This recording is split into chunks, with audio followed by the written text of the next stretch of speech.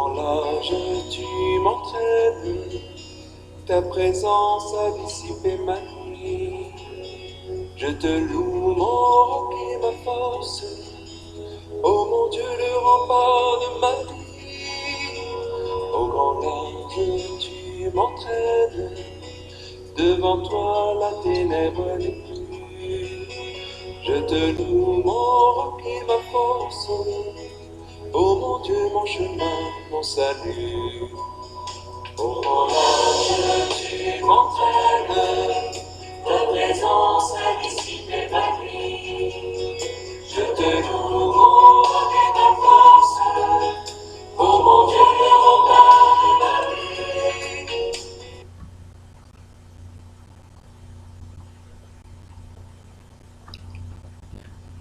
Chers frères et sœurs du Christ, le 4e dimanche de Carême est un dimanche dit rose.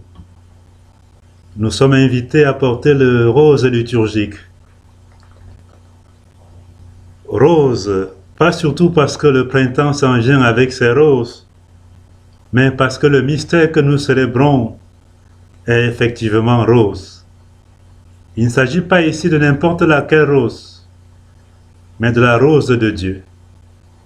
Dieu est rose, pourrait-on dire. Il a une rose qu'il nous donne et à laquelle il nous invite tous et toutes à recevoir. Malgré nos infidélités, nos faiblesses et notre indignité au cours de l'histoire, Dieu de tout temps veut nous offrir cette rose. Nicodème, rencontrant Jésus, a justement goûté à cette rose et l'avait reçue en son temps. Le chapitre 3 de l'évangile de Jean commence par un dialogue entre Nicodème et Jésus. Nicodème est pharisien et docteur de la loi. Jean chapitre 3, versets 1 à 13. Et ce docteur vient voir un autre docteur parce qu'il appelle Rabbi. On a donc ici deux docteurs. L'un est docteur de la loi ancienne. L'autre, le Christ, est docteur de la loi nouvelle.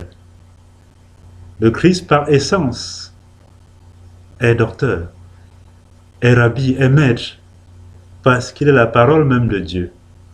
Mais Nicodème, il est docteur parce qu'il a été à l'école biblique, à l'école de la loi.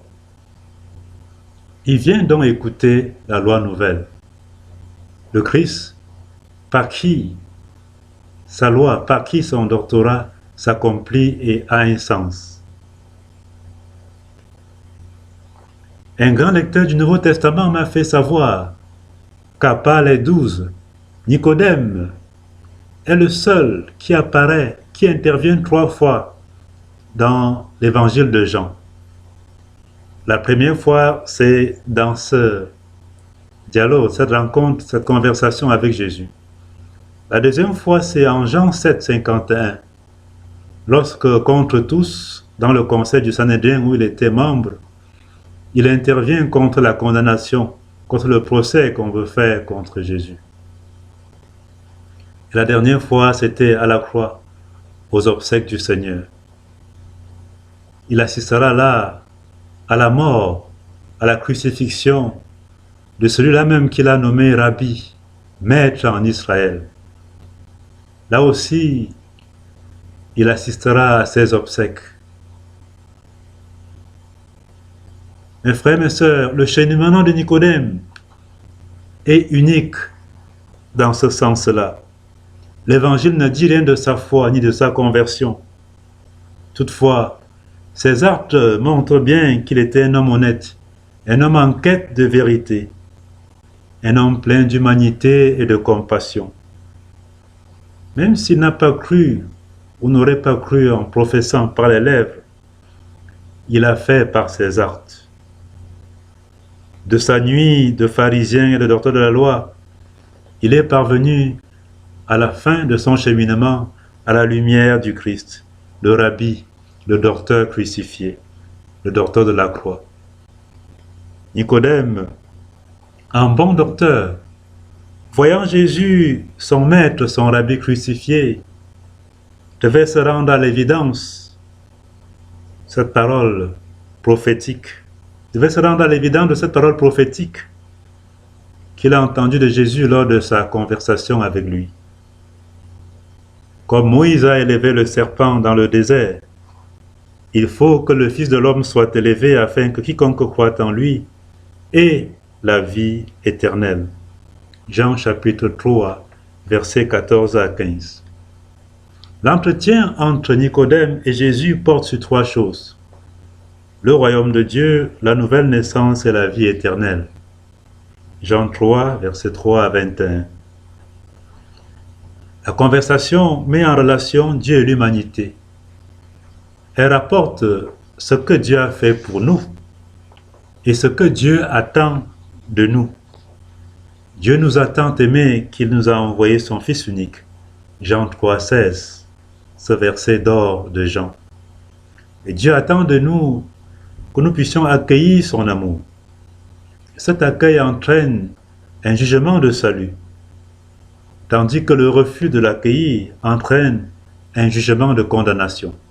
Jean 3, versets 16 à 21. Ici, c'est une véritable catéchèse que le Christ donne à Nicodème sur l'amour et le salut offert par Dieu.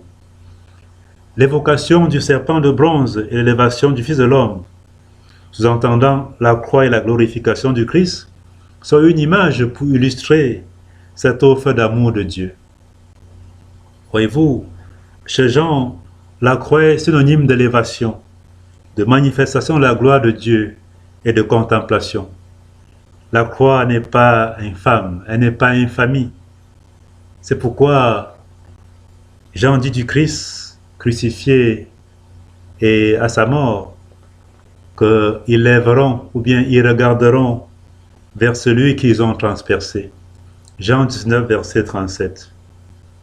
Ce qui veut dire que crucifié, même crucifié, le Christ est adoré en même temps.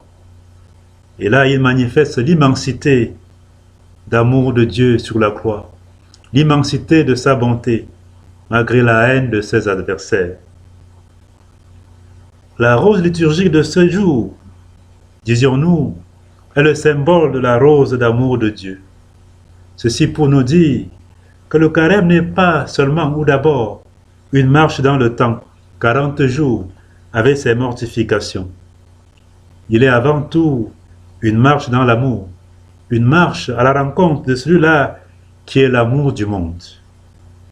La croix est la rose d'amour de Dieu. Dieu en effet a tant aimé le monde, dit Jean, qu'il a envoyé son Fils unique, Jésus-Christ, pour que tout homme qui croit en lui ne périsse pas, mais qu'il ait la vie éternelle. Jean 3, 16. C'est ce que Jésus dit à Nicodème. L'Évangile nous fait donc découvrir ici que le Christ n'est pas seulement la parole de Dieu faite chair, Jean 1, versets 1 et 14, mais que Jésus est le cœur même de Dieu pour l'humanité. Il est son amour. L'Évangile nous fait découvrir que Dieu a aimé l'humanité, qu'il aime encore et qu'il aimera toujours, comme par un pacte d'amour éternel qui fut scellé pour toujours à la croix. La foi dans cela, la foi est la vertu par laquelle on cueille cette rose divine d'amour de la croix. Dieu donne, Dieu se donne tout entier, mais il faut le recevoir avec les deux mains de la foi. Il a déjà fait la grande part pour nous, la grande part pour notre salut à travers son Fils. C'est à nous de faire la nôtre, aussi infime qu'elle soit. On appelle cela la grâce divine et la coopération humaine. C'est par grâce qu'on est sauvé, comme dit Paul dans Éphésiens chapitre 2, mais cela demande notre participation. Bien que ce soit toujours la grâce divine qui nous pousse à revenir, à nous convertir au Seigneur, comme Nicodème, ce n'est pas elle qui dira oui à notre place. Quelqu'un ne saurait nous aimer nous fait le don de son amour et venir le recevoir à notre place. Dieu a besoin de nous pour nous aider à nous relever et à cheminer jusqu'à lui. D'où l'insistance dans l'évangile de ce jour sur la relation de la foi, la relation entre l'humain, entre l'être humain et Dieu par la foi. Chez Jean, vous le savez, la foi en Jésus offre le salut et la vie éternelle, ici et maintenant. Il n'est plus question d'attendre, de les attendre dans un horizon lointain, à la fin des temps, à la fin de la vie terrestre. Non, ça s'offre là, la vie s'offre là, ici et maintenant. Le salut s'offre là, ici et maintenant, quand on croit. On appelle cela, chez Jean, l'eschatologie présentéiste. N'ayez pas peur de ce mot. Une eschatologie présentéiste, dans ce sens que ce n'est plus à la fin qu'il faut attendre. Le jugement, le salut sont donnés dès l'instant même de la vie présente, à partir du moment où l'on croit, l'on reçoit, l'on accueille cet amour de Dieu. Qui croit en lui n'est pas jugé. Qui ne croit pas est déjà jugé, parce qu'il n'a pas cru au nom du Fils unique de Dieu, dit Jésus à Nicodème. Jean chapitre 3, verset 18.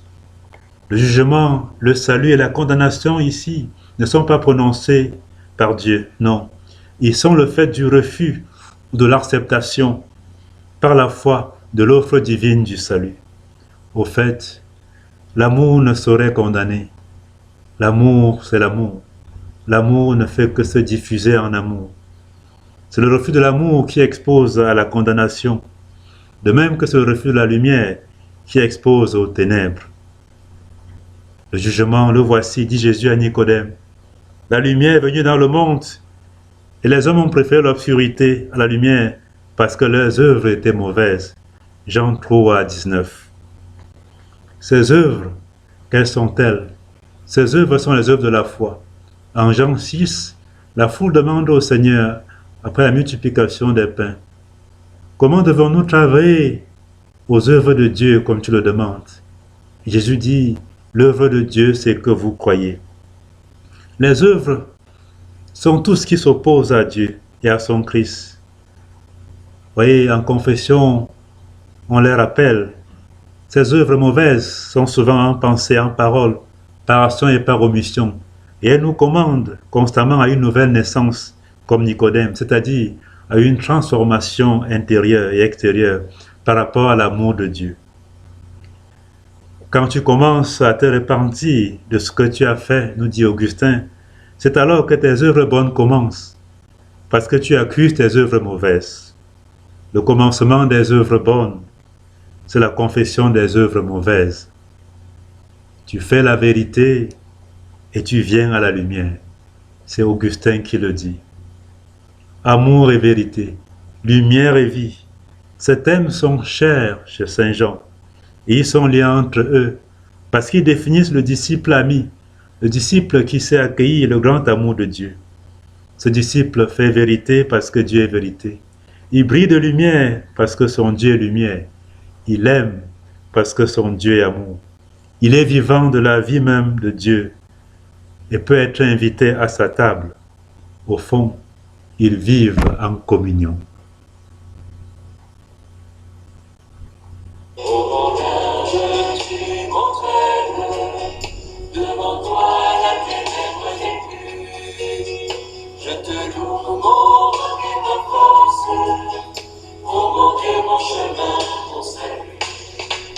Toi mon rocher, ma forteresse, tu es celui en qui je m'appuie. Tu m'as sauvé du filet des ténèbres et de la mort, tu m'as délivré. Au mon âge, tu es mon frère.